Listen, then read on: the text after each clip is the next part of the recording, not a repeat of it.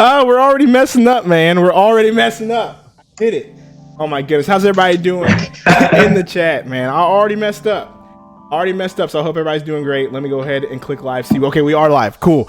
Every time we do these YouTubes, I always mess up the transition. Every time. Nick, you need to start putting the title of these songs in these intros. Hey, you know what?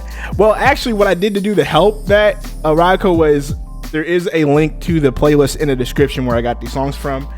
So that's in there. But appreciate you for stopping by. How's everybody doing? In the chat, welcome to another Nicktendo Direct Now, of course. Today is Thursday. That means it's YouTube. And I got a pretty good, actually very, very good guest to start off 2019. And that is the homie Dolapo from Potentially Perfect. What's going on, man? Hey, how are you doing? I'm doing great. I'm glad to actually get you on here. We talked about it a little bit, and I'm trying to get I'm gonna be honest with you, like after doing the Hero Unlocked video, because like I said, we did the Iron Lords podcast for the Nintendo E3. We did that one, and we kind of just met there, and we didn't really do too much communication much so after that. But then when you reached out to me and was like, yo, I need you to do this video, and I watched those videos, I was like, this dude is fire. These videos are fire. I gotta get this dude on. So I got him on. So I appreciate you for coming on, bro. Jakin, I see you.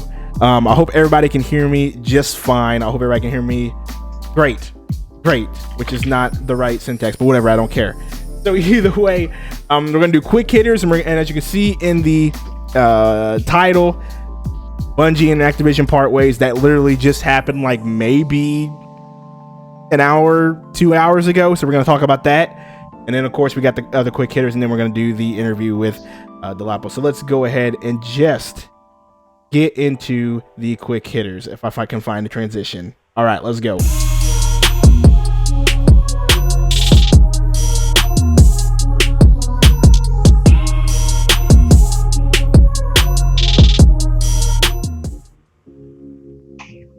All right. So, in the first bit of quick hitter news, Jump Force. I mean, that is kind of like everybody's new favorite game, I guess. It's not out yet, but everybody's talking about it.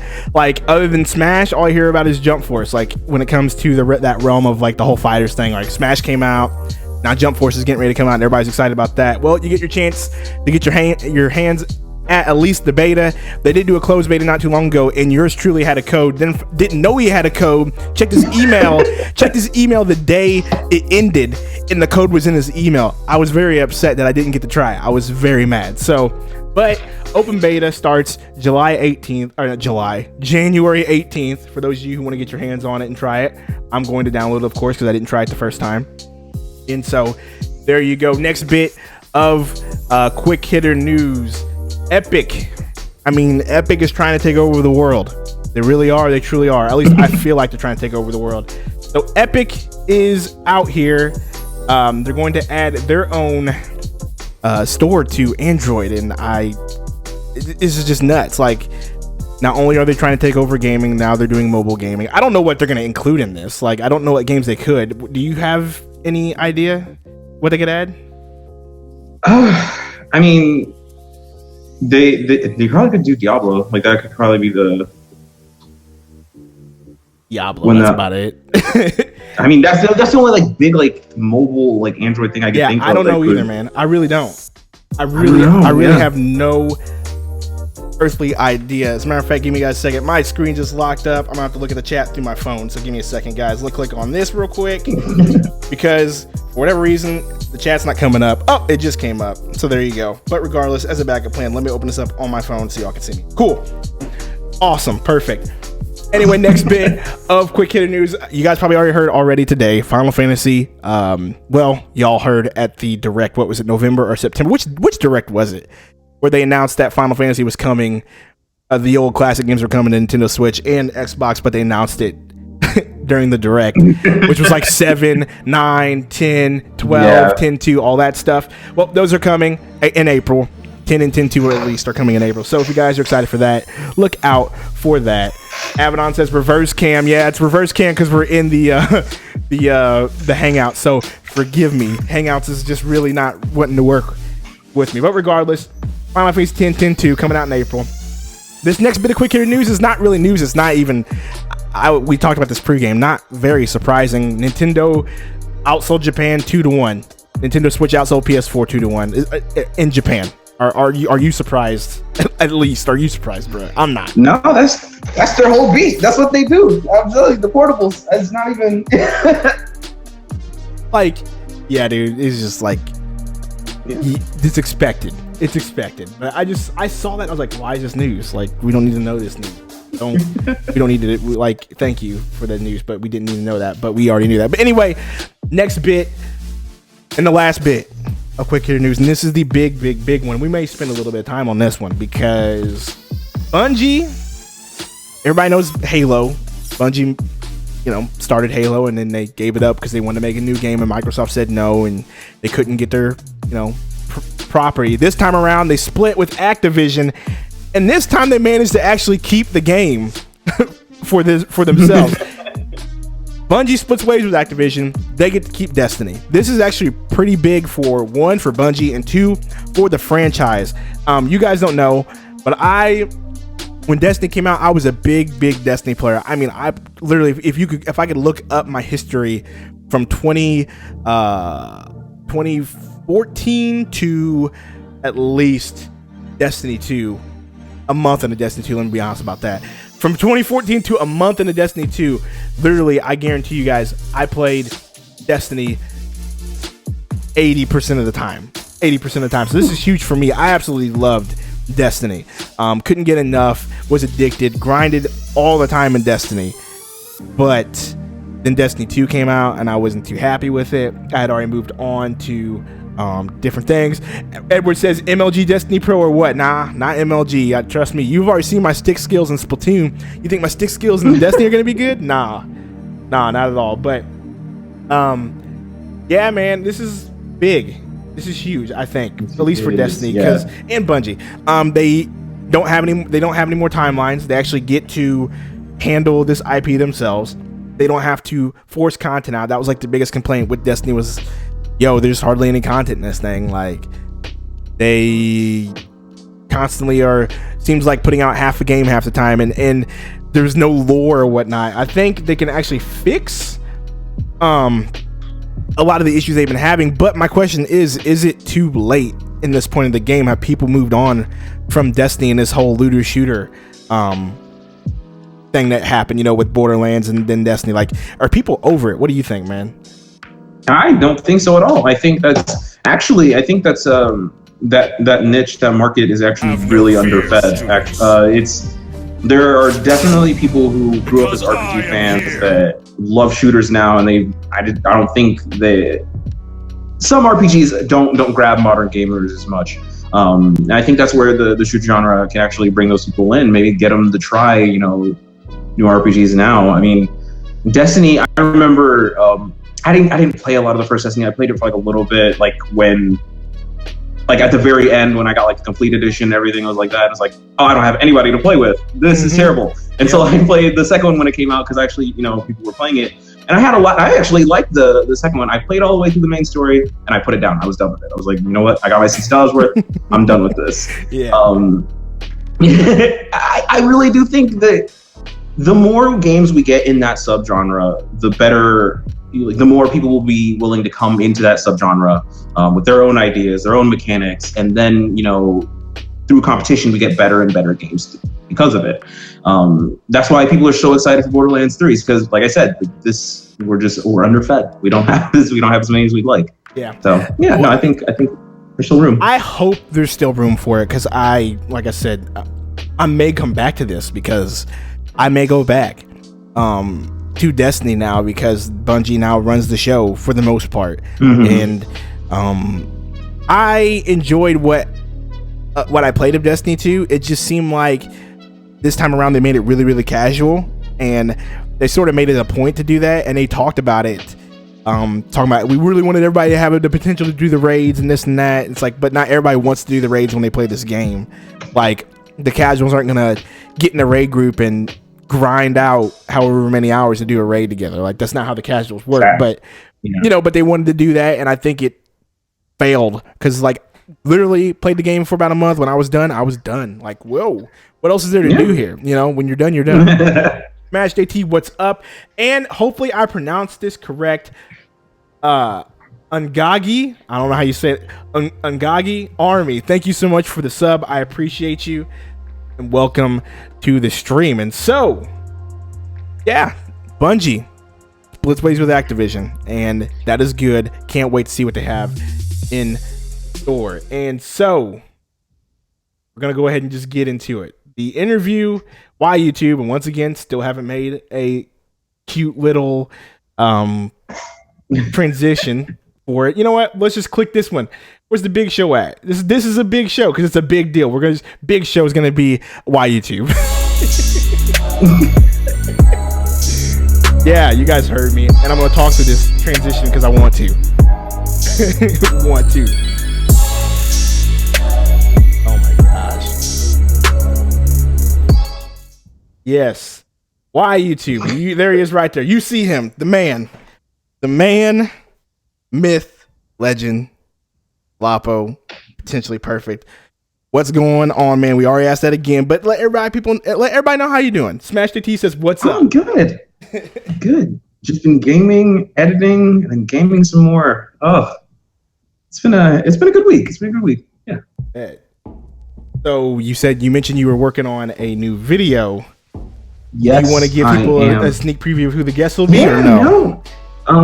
So I was playing Smash Bros the other day, and I was like, man, there are a lot of Fire Emblem characters. Like a lot of Fire Emblem characters. There are a lot of Fire Emblem characters. Yeah, and so like I was like, you know what? Let's pick a popular one. Maybe one I haven't played the game for that we can read up on the lore, because I've actually missed a few Fire Emblem games because before Three Houses, I just like this ain't it. I'm sorry, like I was kind of over it.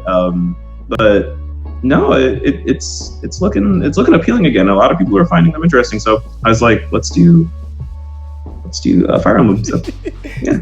Oh, Ryko says, what you talking about? Hey, look, Ryko is a very, very big Fire Emblem fan, and me. There's always one. Let me be honest with you, and I've told her this. I've never played a Fire Emblem game. Never. I've watched people play them. I know it's a big thing, but I have never.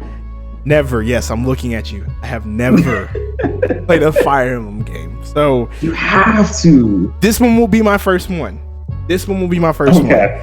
I'm gonna make sure of it because I really want to play it. But so you're gonna make a video about Fire Emblem and lore. That's gonna be fire. So let me go ahead and just ask you. Ryko says there isn't enough Fire Emblem characters in Smash. We need the whole roster to be Fire Emblem. I wouldn't care if there were so many if there were more weapons, because the whole game centers around weapon triangles, and they all have swords. Hey, that's a fair point. And really, they all have swords, and then you have one who's faster than the other, one who's some faster than the other. The only one who's different than the other one is Robin, who is my dude. I use Robin. I don't know. Corrin's kind of cool. And Corrin. I use Robin. I use Girl Robin. I don't use Boy Robin. I use Girl Robin, and Girl Robin is bae. So I use Girl Robin in Smash. But I agree. Too many. Yeah, there's a lot of Fire Emblem characters. So many. So let's go ahead and just ask this question. So, why did you pick YouTube? Why did you decide to start a channel? Why? Just why? Why did you just go for this journey that all of us smaller content creators have to do, the grind and the creativity? Why did you start YouTube?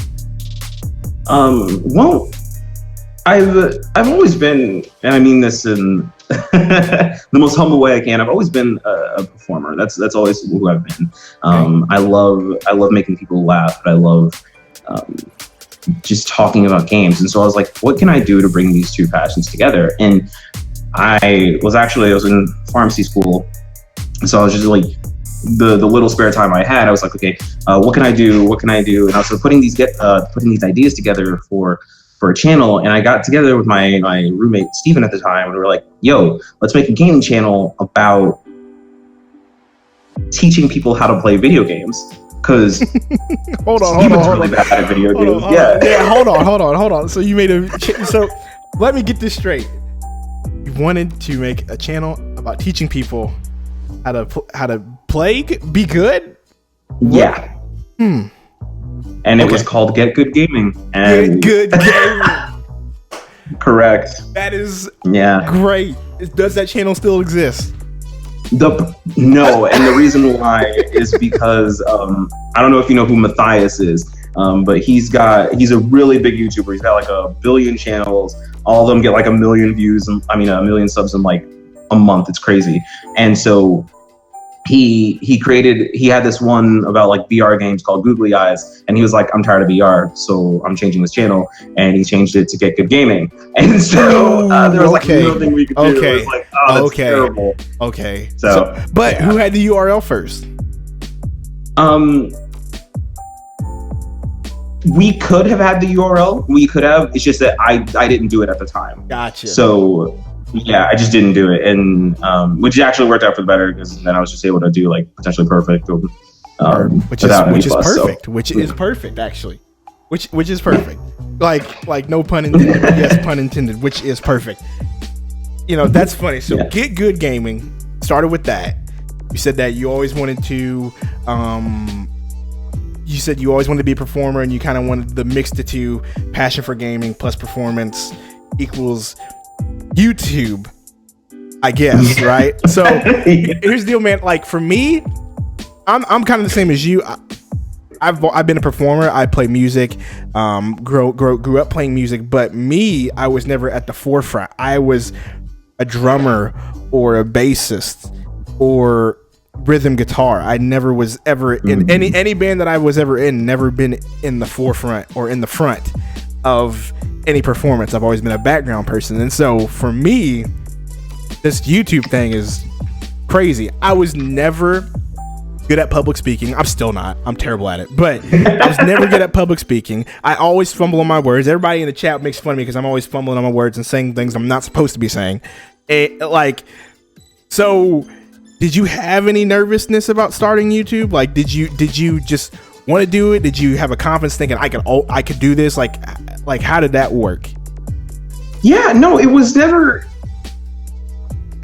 an issue of like nervousness or anything like that. When I first started, I wasn't on camera like at all, and I knew that was a problem. I went about fixing that as soon as I could. But no, it was never an issue of nervousness. It was more about what I would tell people, like my friends, things like that, because those are the people you tell to subscribe first. You know, oh, yo, I'm starting this thing. Go check this out. I didn't want them to see me like that. That was like, it was like. You tell your friends to subscribe.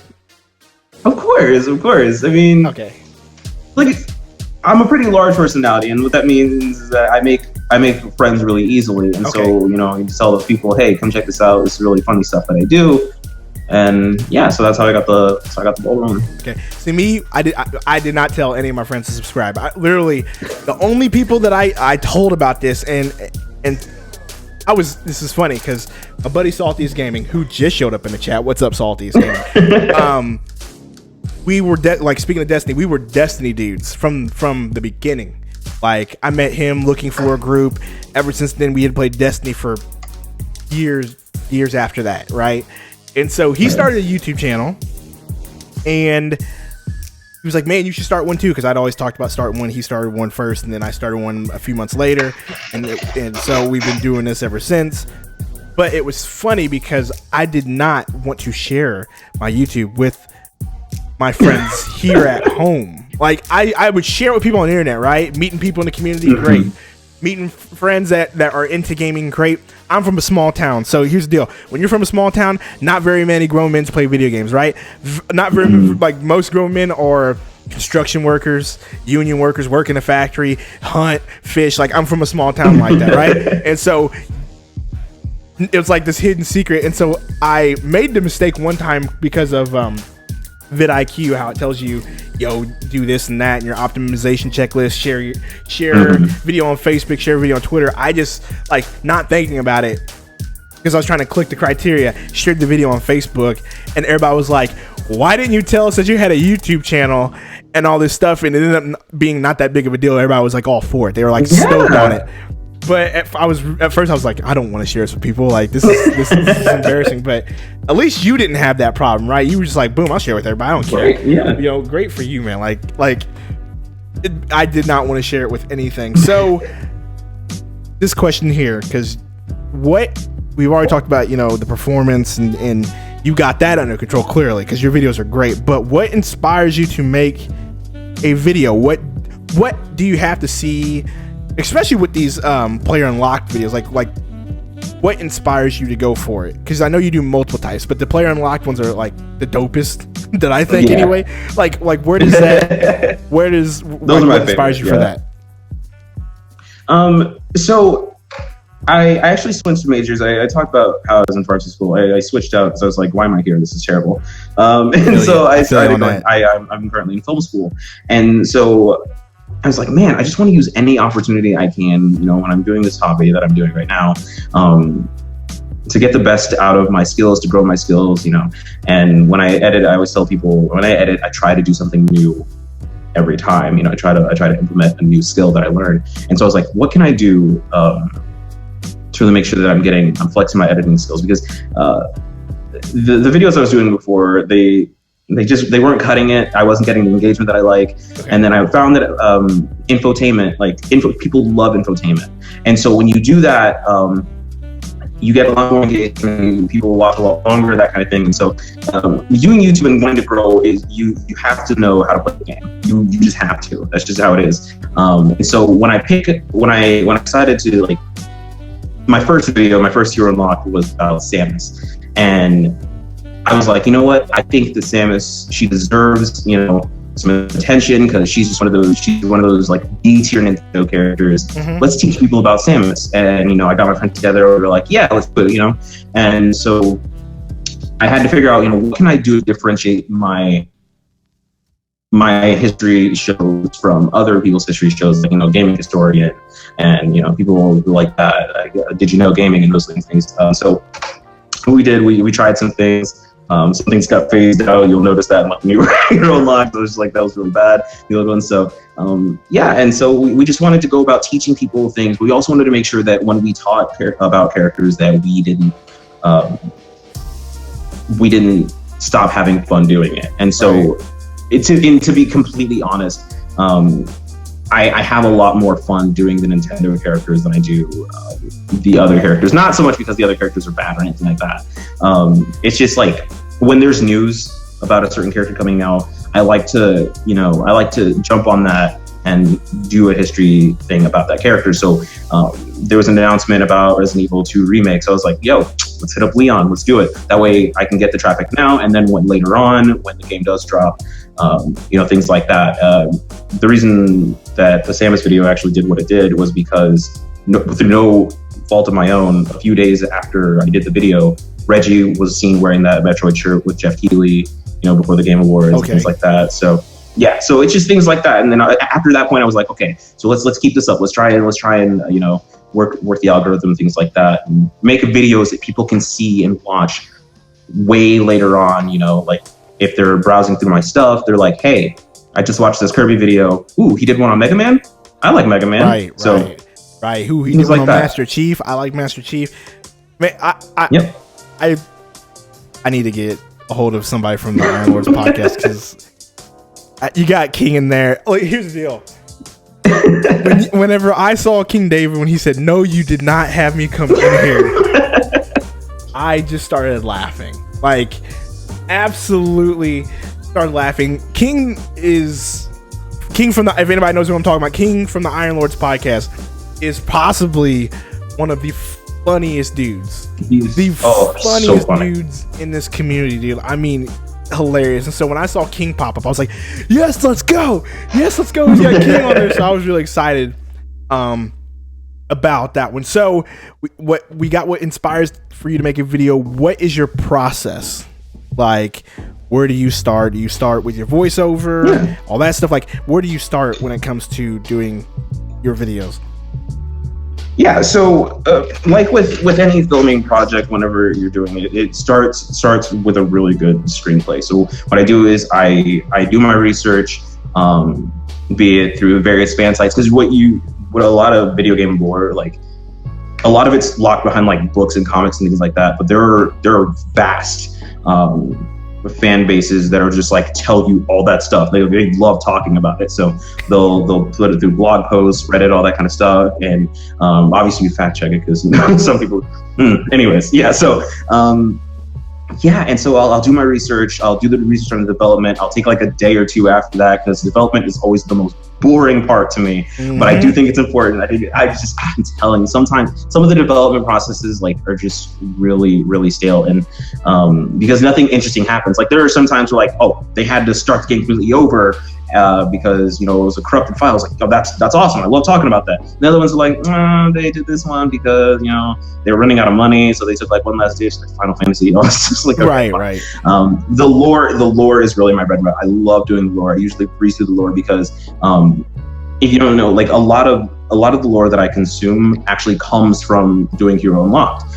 So I love looking forward to that. I love learning about characters that I thought I knew everything about.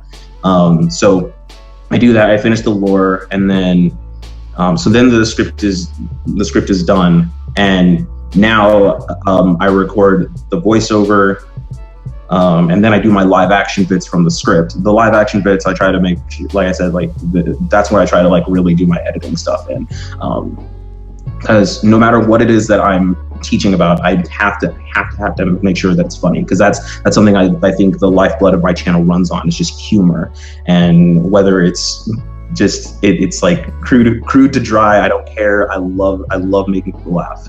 Yes, that much is true. That's super important. There is one part in the Kirby video that you did where you said there was a TV show.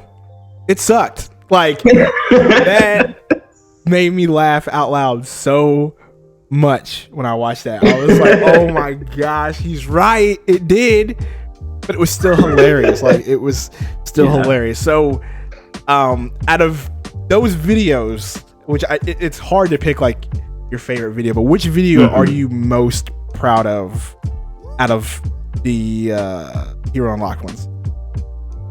The one I would say that I'm most proud of,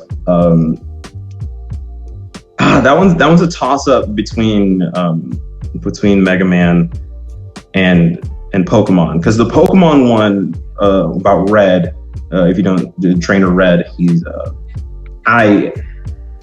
that one was the one where I was like, okay, I want live action scene, I want to do skits, and that's the one we did skits for. And we actually went outside, we filmed different parts and things like that, and that was the most fun. That was the most like one that felt like actually editing a project. So that one was I really like the way that one came together. So from a humor standpoint, that's my favorite one. But the Mega Man one, I think all around is the best video that I've done in recent time. So everybody, as soon as this interview is over, go to his channel, go watch one of those two videos. His link is in the description. So since we're done here, click on the link, hit the subscribe button, and then watch one of those videos. That's what we need to do. So we're gonna have some really quick questions, and these are just like, just quick cutesy questions about YouTube and gaming. So, favorite games of all time, top 5, go. Favorite games of all time. Oh goodness. Okay, so top 5. I gave you 5. I gave you 5. You're right. All right, so I've been reaching back in my childhood lately, and you can include franchises as well. So it doesn't have to just be one. You can go franchises too. I'm probably gonna go franchises. That's the easiest way for me to do this. All right. So number 5, Wolfenstein. Just crushing it lately. Love those games. 4. I just recently played it again. Fell in love with it all over again. I'm gonna go with Boktai from Konami. Like I make jokes about it all the time. Back when Konami used to make games. And then it's so sad. So the Konami, Pokemon, definitely up there.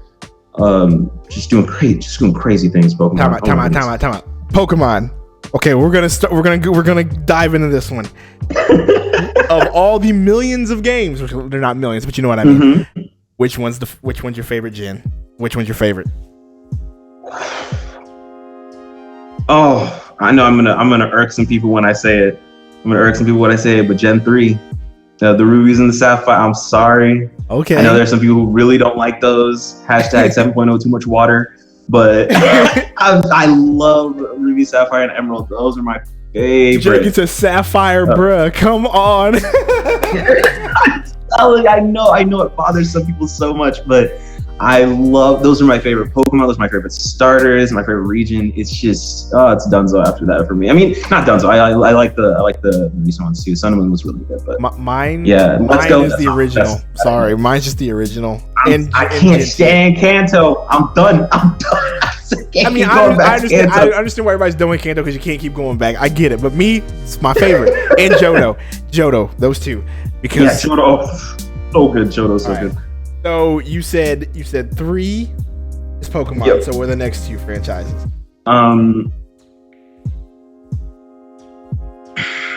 You know, it's usually deciding between these 2. I really wanna give it to Mario for number 1, but I don't know. I think Mario's number 2. So you say so Mario. That's all right. So, which Mario do you prefer? 2D side scroll Mario or 3D World Mario? Or do you like RPG Mario? Do you like Paper Mario? Both had some bad ones. Like. I mean, in Mario, the RPGs, I'm actually pretty good with the RPGs. The RPGs are fine. Okay. I think the recent 2D ones I don't really like. But the early 3D ones I don't really like. So if I had to give it to one of them, so you're thumbing down 64? I hate 64. Whoa, that camera, it was like wrestling with the camera. Listen, okay, I can't tell people sometimes. Bro, hold on. Okay. By the time I was able to play video games, I had a GameCube. All right. Okay. Everything before then was effectively obliterated by the passage of time. You are excused. by that qualification, born 95, you are excused, I guess. Yes. I guess. But I will tell you right now. There was nothing. And when that game came out, you do not understand. After seeing Mario in 8-bit, after playing Mario in 2D for years in Super Nintendo, after playing Super Mario World 2 with Yoshi, with all the cool little improvements in the Super Effects chip that they added, whatever. Like, when we saw Mario in 3D,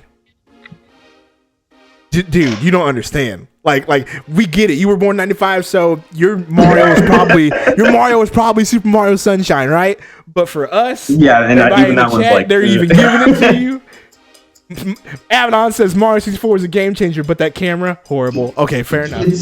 I will give you guys that it was a huge game changer, and it taught us that platformers can go 3D and not need precise jumps. Like what's Crash Bandicoot? Stop that. But yeah, so like I get that. I love where it is in history. I think it's really important to how Mario evolved over time. But like I said, it's really antiquated for me. I can't do it. I beat it. I was like, I'm done. I'm never touching this game again. I couldn't even get through Ocarina. I couldn't do it. What? Oh my god! I came pretty close though. I came pretty close, but I didn't finish it. And didn't finish it. Avidan says Mario 64 gave us GTA 3. I said it.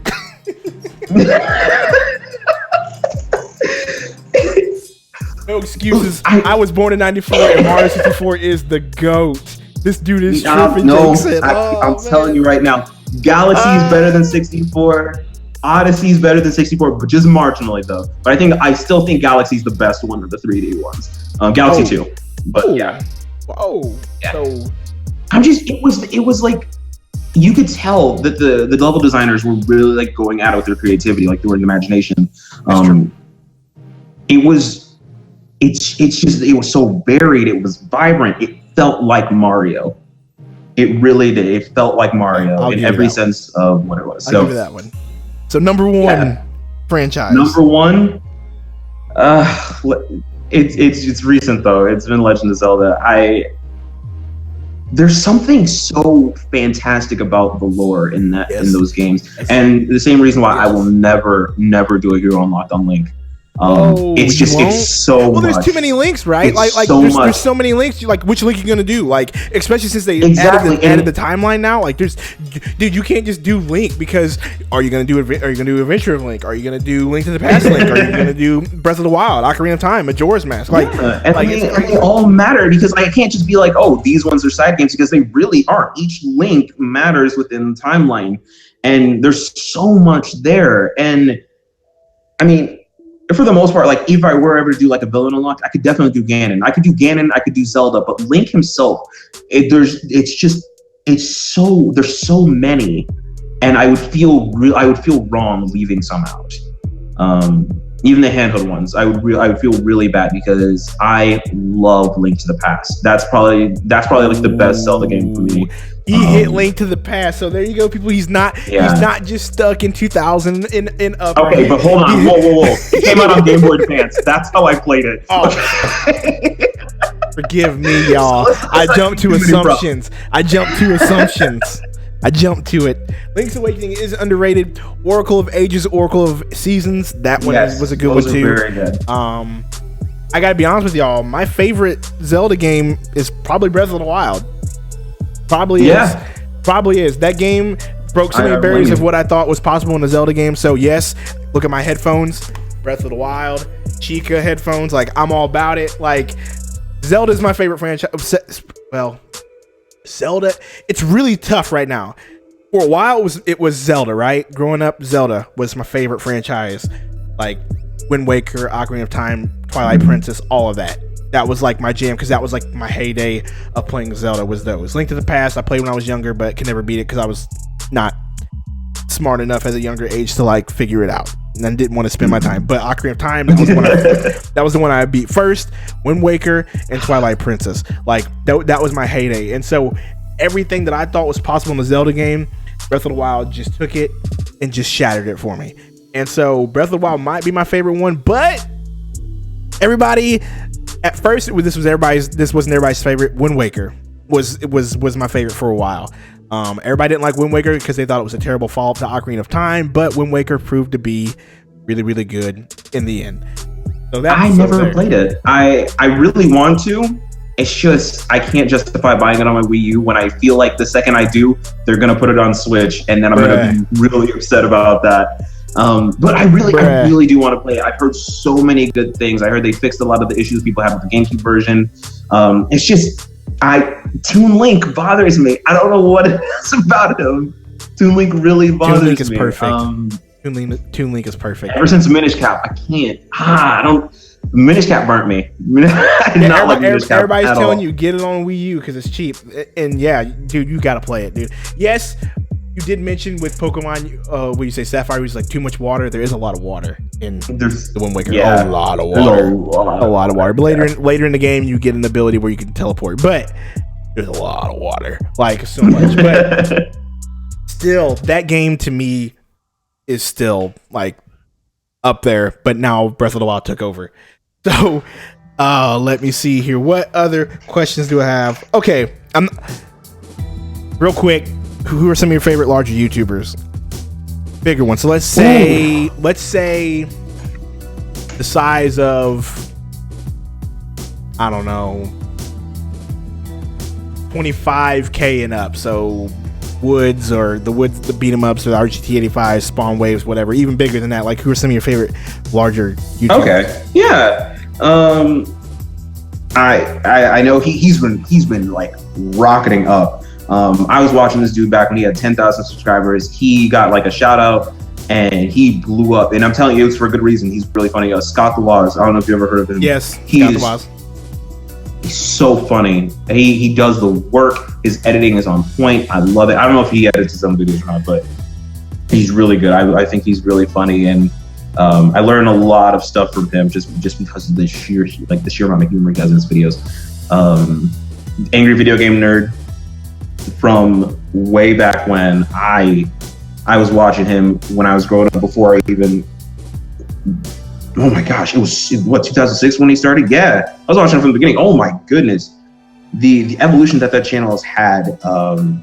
I still watch him to this day. He is still as funny to me today as he was back then. So Angry Video Game Nerd for sure. Non-video game people, Nostalgia Critic. I know there were some issues recently about Channel Awesome, and there was like a controversy about that. I still hold today that I don't think that Doug had as much to do with it as other people think he did. But it's just, yeah, he's really taken off, and I really love the work that they do over there. So those are the big three for me. Okay. And then Brutal Moose. Can't forget Brutal Moose. Brutal Moose is so funny. Oh my goodness. Best editing of 2018. It's going to be 2019. Just hilarious. Brutal Moose, you got to check him out. So good. All right. Not to put people on the spot. Don't include me in this list. Smaller YouTubers. Okay. I can't include you. I mean, you can if you want, but I don't like a little disclaimer in there. I'm here. We'll check out my boy Nicktendo Direct. You know, yes, do that. Do all that. But no, the Iron Lords podcast. Every Sunday they do one of the realest podcasts in all of gaming. And like, while they're Xbox centric, I'm telling you not only do you learn like a different perspective on the gaming industry and as a whole, but it just feels like you're talking to your friends about video games. Yes, you know, it's very organic. I love everything about it. I just don't appreciate King and Addict's hate of Nintendo. But you know what? It doesn't matter because our console's beating theirs. And so like that's what I'm saying. Like at the end of the day, that's what we'll always have. When we were on the E3 podcast, dude, all I kept hearing Attic was, "Oh, there's so much red here. Oh, there's so much red. I can't take it." I literally wanted to reach through the confines of space and time that is the internet and just choke this man. I was like, "We get it. You don't like Nintendo. Chill." It still doesn't like. Oh my gosh, man, it was killing me. And King though, but King though, like his comments are tongue in cheek because he has Nintendo products and like he buys all the amiibos, so he's like a closet Nintendo fan. So yeah, but it was just funny, man. But I do love the Iron Lords. They are a top-notch podcast, 100%. Smash JT. So I actually ran into his channel like a while ago through what's it called, through Spawn's channel, and I watched the stuff and I was like, yo, all right. The thing that I really appreciate about Smash, and I do mean this genuinely, I even though he's in chat, I do mean this genuinely. His content is great for finding opposing views about certain things. Because I'm going to tell you right now, I don't always agree with what Smash says, but I love and adore the idea that he has the courage to say what he's thinking, say what's on his mind, and the thing about debate and research and things like that is that if you only ever look for people who agree with you, through confirmation bias, you're never going to see the whole picture. You're never going to grow as an individual. And so I like that he does that.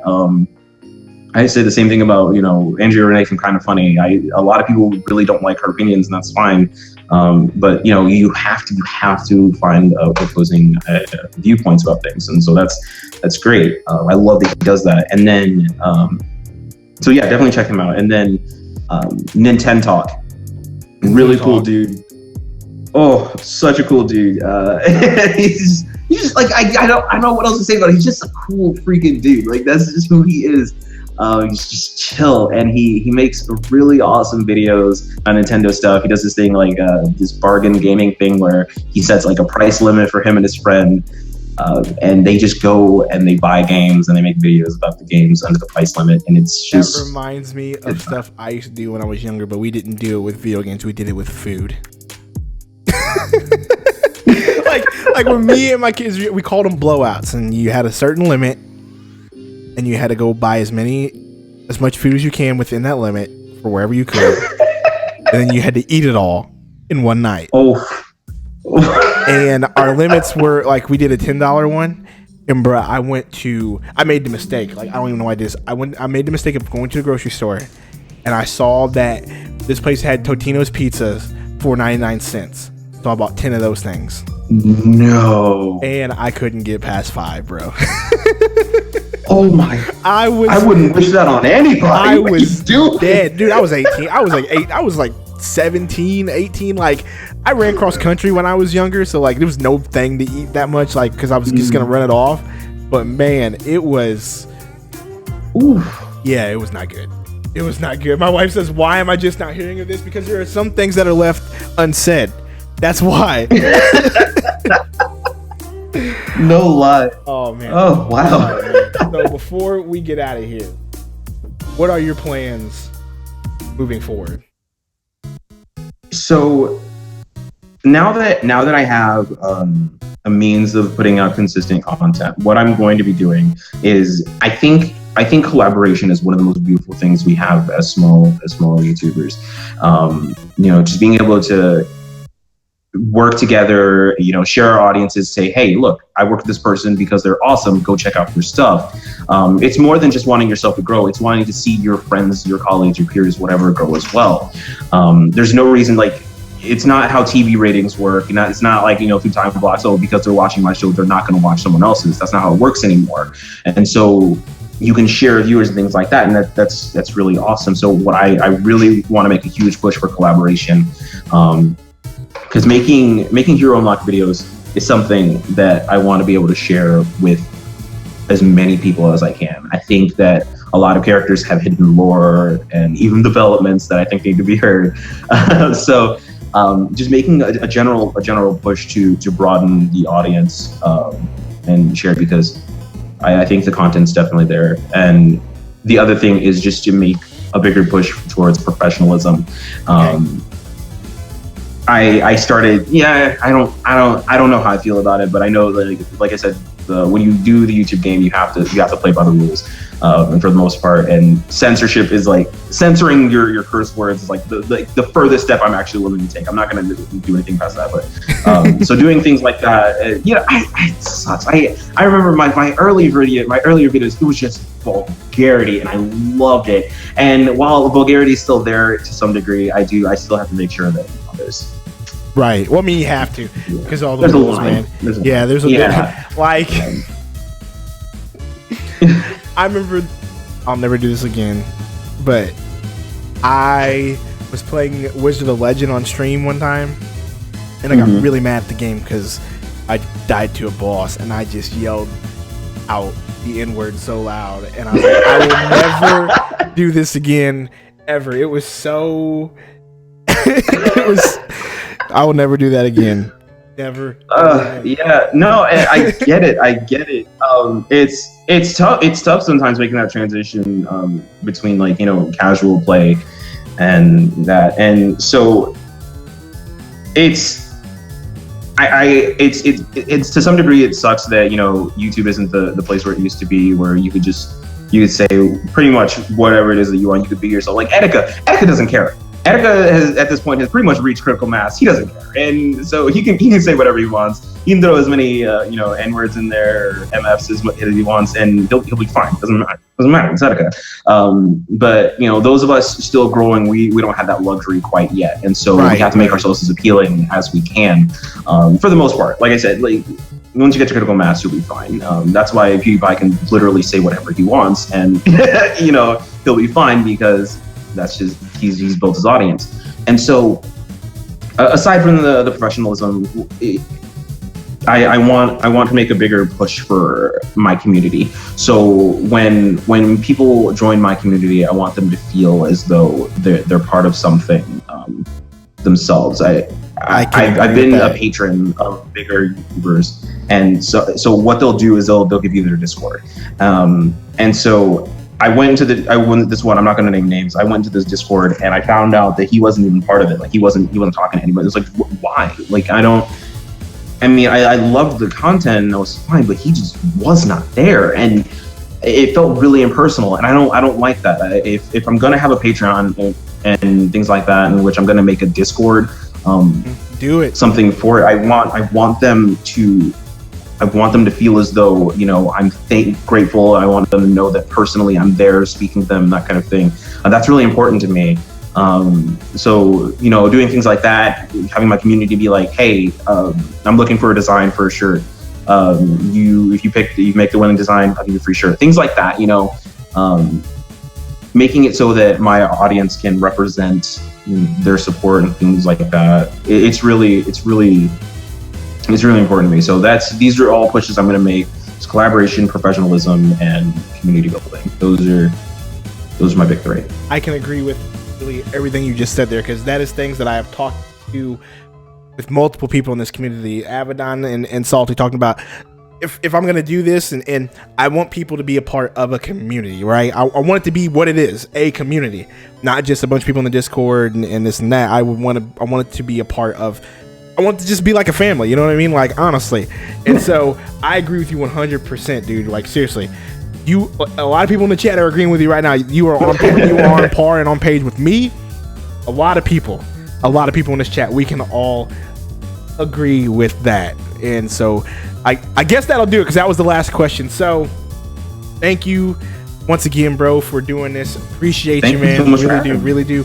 Everybody in the chat, Avidan, Smash, Rocco, Salty, stop by, everybody. I appreciate all y'all. This was a good one, man. I absolutely loved it, dude. I really do appreciate it. This was a good one. This is great. And so that being said, I'm going to turn this music up and we're going to get out of here. Like I said, don't forget to subscribe to Potentially Perfect. Hit that like button and go watch all of his videos, especially the Hero Unlock videos. Go watch all of those Hero Unlock videos, because they are legit. So I appreciate everybody. Once again, turn the music up. We out this thing. See y'all later.